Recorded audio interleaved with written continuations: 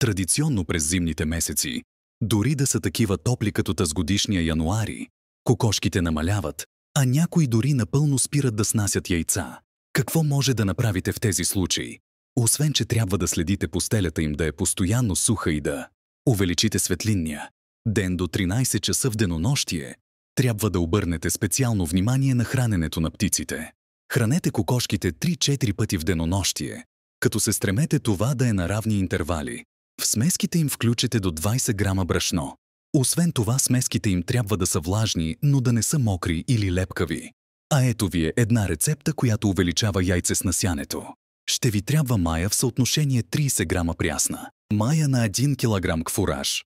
Предварително разтворете маята в топла вода в съотношение 30 грама мая на 0,5 литра вода.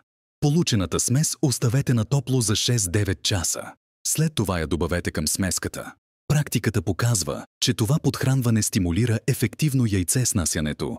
Други полезни добавки за носачки – калций, тебешир, счукани миди, пясък, много дребен чакъл, счукани измити яйчени черупки или негасена вар.